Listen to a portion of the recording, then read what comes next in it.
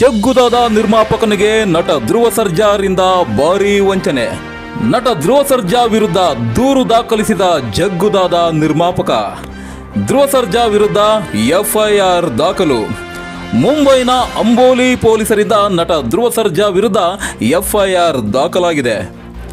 ದೂರು ದಾಖಲಿಸಿರುವ ನಿರ್ಮಾಪಕ ಯಾರು, ಧ್ರುವ ಸರ್ಜಾ ಮಾಡಿರುವ ವಂಚನೆ ಏನು, ಎಲ್ಲವನ್ನ ನೋಡೋಣ ಬನ್ನಿ. ದಯವಿಟ್ಟು ವಿಡಿಯೋನ ಕೊನೆವರೆಗೂ ನೋಡಿ.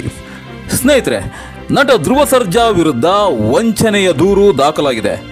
ಮುಂಬೈನ ಅಂಬೋಲಿ ಪೊಲೀಸ್ ಠಾಣೆಗೆ ದೂರು ದಾಖಲಾಗಿದ್ದು ಧ್ರುವ ಸರ್ಜಾ ವಿರುದ್ಧ ಎಫ್ಐಆರ್ ದಾಖಲಾಗಿದೆ.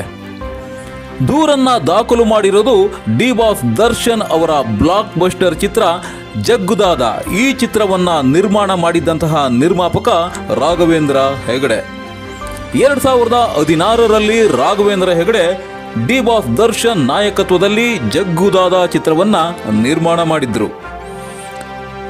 ಈಗ ಧ್ರುವ ಸರ್ಜಾ ವಿರುದ್ಧ ಆರೋಪ ಮಾಡಿರುವ ರಾಘವೇಂದ್ರ ಹೆಗಡೆ, ಧ್ರುವ ಸರ್ಜಾ ಅವರು ನನ್ನಿಂದ 3 ಕೋಟಿ ರೂಪಾಯಿಗಳನ್ನ ಸಿನಿಮಾ ಮಾಡಿಕೊಡುವುದಾಗಿ ತೆಗೆದುಕೊಂಡು ಚಿತ್ರ ನಿರ್ಮಾಣಕ್ಕೆ ಸಹಕರಿಸಿಲ್ಲ.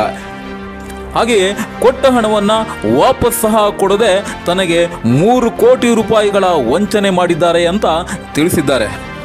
ಆಗಿರೋದು ಏನು ಅಂದರೆ, 2018ರಲ್ಲಿ ಧ್ರುವ ಸರ್ಜಾರನ್ನ ನಾಯಕರನ್ನಾಗಿ ಮಾಡಿಕೊಂಡು ರಾಘವೇಂದ್ರ ಹೆಗಡೆಯವರು ಸೋಲ್ಜರ್ ಎಂಬ ಚಿತ್ರವನ್ನು ನಿರ್ಮಿಸಲು ಹೊರಟಿದ್ರು.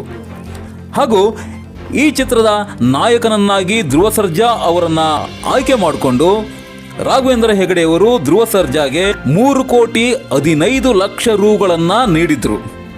ಆದರೆ ಈ 3 ಕೋಟಿ 15 ಲಕ್ಷ ರೂಪಾಯಿಗಳನ್ನು ತೆಗೆದುಕೊಂಡ ಧ್ರುವ ಸರ್ಜಾ ಅವರು ಅದು ಇದು ಸಬೂಬನ್ನ ಹೇಳಿ ಚಿತ್ರ ನಿರ್ಮಾಣಕ್ಕೆ ಸಹಕರಿಸಿಲ್ಲ. ಚಿತ್ರ ನಿರ್ಮಾಣಕ್ಕೆ ಅಸಹಕಾರ ತೋರಿಸಿದ್ದಾರೆ ನಟ ಧ್ರುವ ಸರ್ಜಾ. ಹಾಗೆಯೇ ತಾನು ರಾಘವೇಂದ್ರ ಹೆಗಡೆಯವರಿಂದ ತೆಗೆದುಕೊಂಡ ಹಣವನ್ನು ಸಹ ವಾಪಸ್ ಕೊಡುವ ಮನಸ್ಸು ನಟ ಧ್ರುವ ಸರ್ಜಾ ಅವರಿಗೆ ಬಂದಿಲ್ಲ.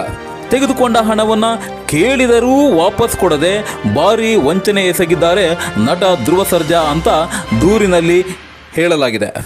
ಇನ್ನು ನಟ ಧ್ರುವ ಸರ್ಜಾ ಅವರು ಸಿನಿಮಾನಂತೂ ಮಾಡಿಕೊಡಿಲ್ಲ, ಇನ್ನು ಕೊಟ್ಟ ದುಡ್ಡನ್ನಾದರೂ ವಾಪಸ್ ಕೊಡಿ ಅಂತ ರಾಘವೇಂದ್ರ ಹೆಗಡೆಯವರು ಧ್ರುವ ಸರ್ಜಾರನ್ನ ಎಷ್ಟು ಬೇಡಿಕೊಂಡ್ರೂ ಸಹ ಧ್ರುವ ಸರ್ಜಾ ಅವರು 3 ಕೋಟಿ ರೂಗಳನ್ನು ವಾಪಸ್ ಮಾಡದೇ ಇದ್ದಿದ್ದರಿಂದ ಅನಿವಾರ್ಯವಾಗಿ ಈಗ ರಾಘವೇಂದ್ರ ಹೆಗಡೆಯವರು ಮುಂಬೈ ಪೊಲೀಸರ ಮೊರೆ ಹೋಗಿದ್ದಾರೆ.